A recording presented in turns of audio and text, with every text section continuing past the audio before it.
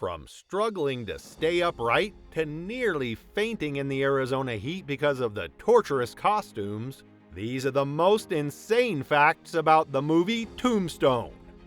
While Tombstone was fighting for life, another Wyatt Earp movie was being made with Kevin Costner as the star.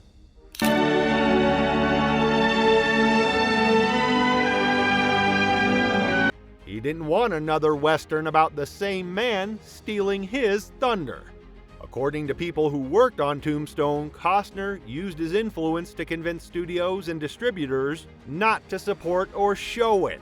He wanted his own movie to be the official Wyatt Earp story.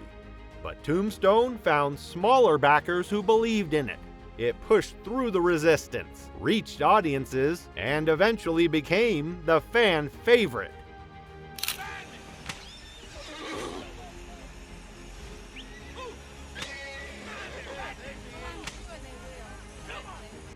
Kurt Russell didn't just play Wyatt Earp. When things started falling apart, he became the unofficial boss of the whole movie.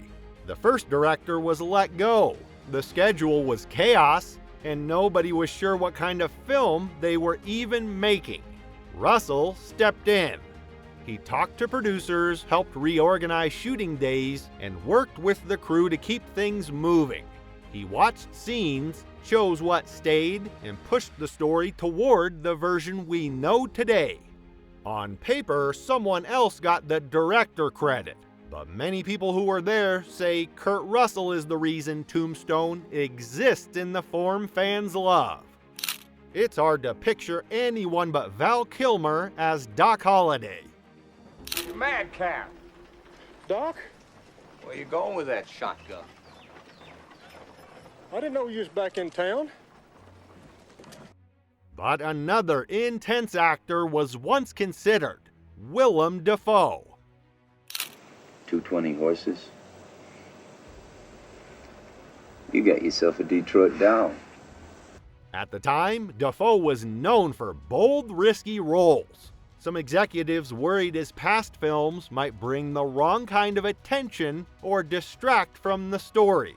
They chose not to offer him the part. The role went to Val Kilmer instead, and he turned Doc into a legend.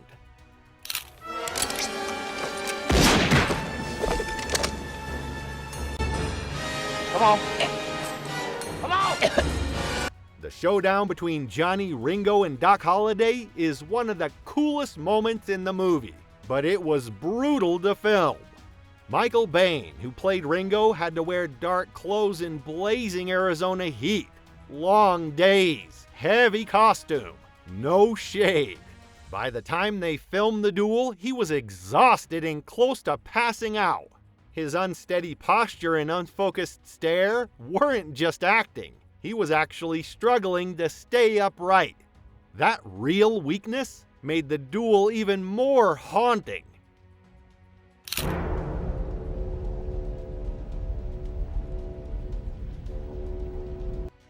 Those sharp suits and high collars look great on screen. In real life, they were torture. The costume team wanted everything to look exactly like in the 1880s. That meant wool coats, layered shirts, stiff collars, and vests, all worn under the desert sun.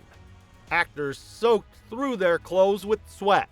A few cast members even fainted from the heat and heavy fabric. Still, the team stuck with it. One reason Tombstone feels so real, all that facial hair is mostly real. Kurt Russell, Val Kilmer, Sam Elliott, Michael Biehn, they all grew their own mustaches and styled them to match Old West photos. No. I'm sure of it. I hate him. He's drunk. Fake mustaches were almost completely banned. There was one main exception, one actor who couldn't grow one in time because of another role, so he wore a glued-on version and got teased about it. This small detail made a big difference. Real hair moves and sits differently. It helped the actors feel like actual people from the 1880s, not just modern guys in costumes. Before Kurt Russell stepped up, the writer of the script was actually the director. Kevin Jarre knew the story well, but directing is a different job. He moved slowly. The scenes took too long. The filming days dragged on. The studio panicked as money burned and progress stalled. The cast grew frustrated because they weren't getting clear direction. So the studio made a harsh call. They removed Jarre from the director's chair. That decision threw the whole production into confusion, but also opened the door for the version of Tombstone we ended up with. The famous gunfight at the OK Corral flies by quickly when you watch it.